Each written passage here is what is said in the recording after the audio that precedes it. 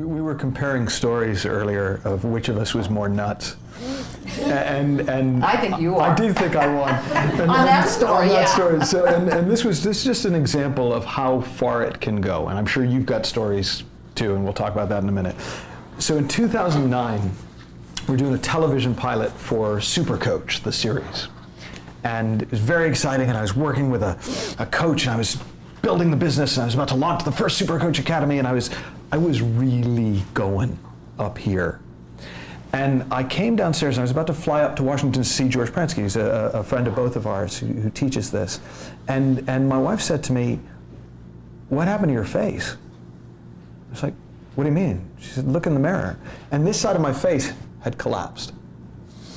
And I remember looking in the mirror and thinking, oh, well, I don't have time to think about this because I gotta go up. And I sort of, through the morning, I remember thinking, and this was literally the only thought that I remember from the whole thing was, well, they can film me from the right.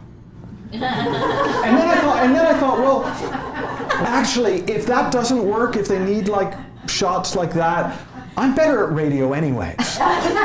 and Nina said, you know, you're gonna go to the doctor, and I said, well, I don't have time. I gotta fly up to Washington, but you know, when I get back, I'll go see a doctor. And I go up to Washington, and I sit down with Dr. Pransky for my coaching session so that I can learn about creativity in the mind and how I can get more out of myself. And he says, what happened to your face? And I said, oh, I don't know. I woke up like this morning, but anyways, I'll go take care of it later. And he said, well, just for me, as a favor, could I take you to the hospital? And I'm like, yeah, okay, but I mean, you know, I've just flown up here. I don't want to waste my time. I mean, I've come to learn about this stuff. And so he takes me to the hospital, and it, honest to God, did not dawn on me there could be a problem until I walked into the hospital. The nurse took one look at me and said, we need to take you straight through. Yeah.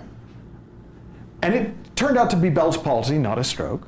And it turned out we caught it obviously straight away, and they were able to treat it, and it was fine. But it was a bit of a wake-up call, because I really thought the secret was just get faster. Like if you're struggling to keep up, speed up. You know, if you can't juggle, get better at juggling. If you're overwhelmed, you know, I actually had above my computer for a little while a quote, you know, which is, you know, if the going gets, it's something like, if the going gets tough, get tougher. And I really thought that was the secret of success. That was the secret of doing it. And if you couldn't take it, well, you couldn't take it. You know, but I was going to be able to take it, man. I could do it. I could just, and it was a bit of a shock to me when I started to see that that wasn't the source of my creativity, because I really thought it was.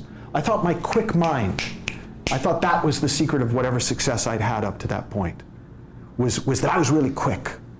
And people started suggesting to me, the people that we were talking to, that maybe that wasn't what was going on. That maybe the creativity I was able to express happened in spite of that, not because of that. Now, I didn't know whether or not they were right. I didn't have a sense for sure, but I'd never thought of it. It had never occurred to me that I might be succeeding in spite of the way I was using my mind, not because of the way I was using my mind. And I started to kind of think of these conversations, and this is me now encouraging you to think of it like a speed bump.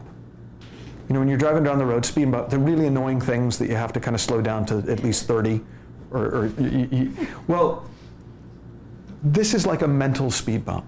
And just while you're here, because what we're both pretty confident you're going to find is that when you slow down up here, you're going to start to notice that it's almost like another mind that you have available to you. And it's you know, we can call it like a universal mind, or a deeper wisdom, or a deeper creativity. And it's always there. It's just most of the time we can't hear it. We don't notice it because we're doing all this mental multitasking.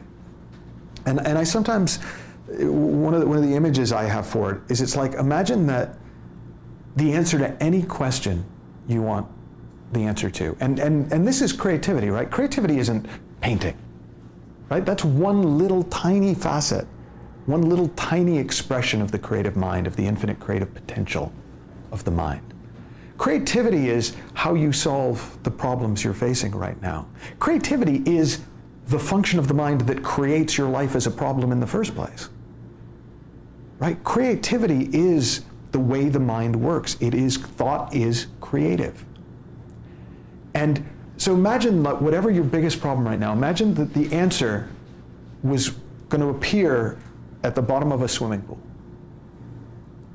And now a swimming pool, if you want to see it, there's two ways to try and see it.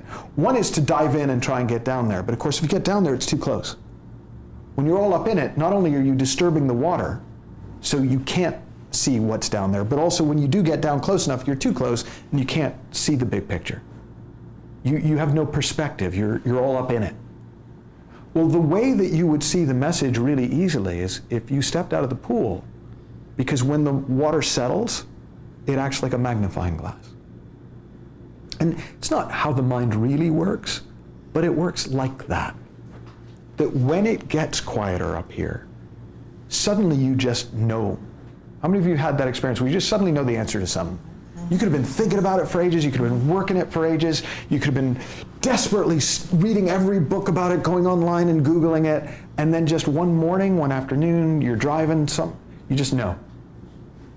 That's a natural function of the mind. And we tend to think of those as exceptional moments. Like, you know, I remember at one point thinking, the last time I can remember having that kind of a thing was 3 years ago. It's actually how the mind is designed to work.